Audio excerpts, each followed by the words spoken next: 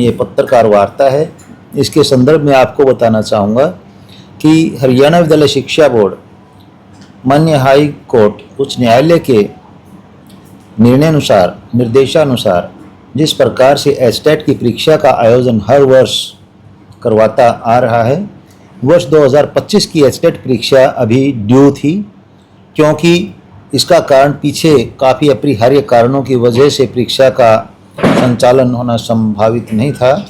और अभी शिक्षा निदेशालय से आज ही हरियाणा विद्यालय शिक्षा बोर्ड को यह निर्देश मिले हैं कि आप जून के महीने में 13-14 जून को यानी शनिवार और रविवार को एस्टेट की परीक्षा जो है करवा सकते हैं। इसमें 2 कंडीशन साथ में और ध्यान में रखने की बात कही गई है। एक कंडीशन यह है कि सेंसस में जिन अध्यापकों की प्राध्यापकों की ड्यूटी लगी हुई है उनको किसी भी प्रकार की कोई डिस्टर्बेंस इसमें ना होने पाए या उनके कार्य में बाधा ना किसी प्रकार की आने पाए।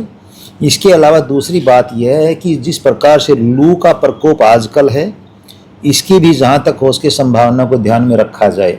तो जहाँ तक 13-14 जून की बात डिसाइड की गई है हरियाणा विद्यालय शिक्षा बोर्ड द्वारा, शायद तब तक लू का प्रकोप भी कम हो जाएगा। जैसे कि हम अपनी एक जो आम भाषा में 9 तपा जो बोलते हैं, शायद वही 31 मई तक या 1-2 जून तक ही उसके बारे में सुनने को आया है। इसके साथ साथ सेंसस में जो कर्मचारी अधिकारी हमारे शिक्षक साथी ड्यूटी पर हैं, उसके अलावा हमारे पास प्राइवेट स्कूल स्टाफ भी काफ़ी उपलब्ध है, जिसकी वजह किसी प्रकार की कोई समस्या इसमें आने की संभावना नहीं है। मैं साथ साथ में यह भी आपके माध्यम से बताना चाहूँगा, इस बार PSU एंड टू एंड सारा काम करने जा रही है, जिसमें हरियाणा विद्यालय शिक्षा बोर्ड ने माननीय सेक्रेटरी साहब जो हमारे हैं उन्होंने जिस प्रकार के निर्देश दिए हैं, क्वालिटी एग्ज़ाम की ध्यान में रखते हुए, सैंटिटी परीक्षा की ध्यान में रखते हुए, इंटीग्रिटी ध्यान में रखते हुए PSU पूरी मुस्तैदी से अपने अनुभव के आधार पर इस काम को करेगी। इसमें यह शर्त एक साथ में सभी अभ्यर्थियों के जो परीक्षा रोल नंबर उस पर देखने को मिलेगी कि 20 क्वेश्चन से ज़्यादा यदि कोई OMR शीट पर बगैर मार्क के छोड़ेंगे तो उनका जो OMR शीट है वह तुरंत प्रभाव से कैंसिल समझी जाएगी, क्योंकि किसी भी प्रकार की कोई बाद में या पहले किसी भी तरह की कोई मतलब यूँ कहिए आपकी कमी या अनियमितता ना होने पाए, इसके लिए ऐसा कदम उठाया गया है।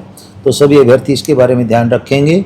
20 क्वेश्चन से ज़्यादा इसके आप OMR शीट में खाली नहीं छोड़ सकेंगे। सर, बात करें बच्चों के लिए दोबारा रीओपन की जाएगी एस्टेट परीक्षाओं को लेकर के, क्योंकि और भी अभ्यर्थी ऐसे हैं जो चाहते हैं कि दोबारा फार्म भर सकें।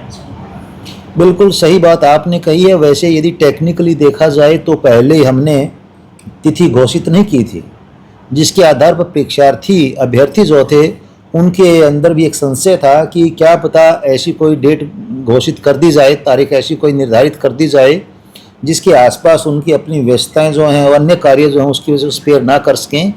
अब जैसे हमने डेट घोषित कर दिए, 13 और 14 जून फाइनल हो चुकी है, तो इसके आधार पर एक बार हम PSU से इस बारे में ज़रूर कोशिश करेंगे कि किसी प्रकार से अभ्यर्थियों को एक अवसर ऐसा दिया जाए।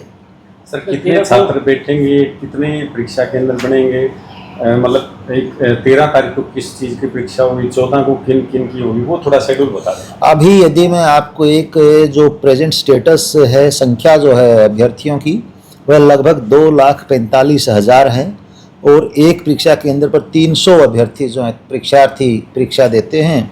तो उस हिसाब से यदि हम लगभग अंदाज़ा लगाएं तो 820-25 के आसपास 820-825 के आसपास सेंटर्स जो वो बनेंगे। इसके बावजूद मैं यह बताना चाहूँगा कि कई बार परीक्षा केंद्र कम और ज़्यादा संख्या की वजह से कुछ कम ज़्यादा हो सकते हैं। L1 परीक्षा जो होती है वह पहले दिन होगी, लेवल 1 परीक्षा जिसे आप कहेंगे। L2 परीक्षा दूसरे दिन सुबह की पारी में होगी। L3 परीक्षा अगले दिन शाम की पारी में होगी। इसके बावजूद यदि किसी प्रकार का कोई प्रतिवेदन मिलता है या कोई बदलाव इसमें किया जाता है L1, L2, L3 में, तो उसके अकॉर्डिंग अभ्यर्थियों को बाकायदा सूचित कर दिया जाएगा। सर, जून के महीने में तो फीस ज़्यादा होती है। क्वेश्चन बिल्कुल आपका सही है, मानवता के नाते आपने बड़ा अच्छा क्वेश्चन किया है। जैसा कि मैं पहले बता चुका हूँ, सभी स्कूल्स की छुट्टियां हो चुकी हैं। तो परीक्षा केंद्र, पहली बात तो यह है कि हर एक अभ्यर्थी, हर एक परीक्षार्थी जो होगा उनके होम डिस्ट्रिक्ट में होगा। दूसरा यह है कि हम आमतौर पर पब्लिक स्कूल्स, ऐसे स्कूल्स और ऐसी बिल्डिंग्स हम लेने जा रहे हैं परीक्षा के लिए, खासतौर पर जो केंद्र होंगे परीक्षा केंद्र, जहां पानी, बिजली और टॉयलेट्स वगैरह की उचित सुविधा होगी। जो दिव्यांग परीक्षार्थी हैं उनके लिए उचित सुविधा जहां पर होगी।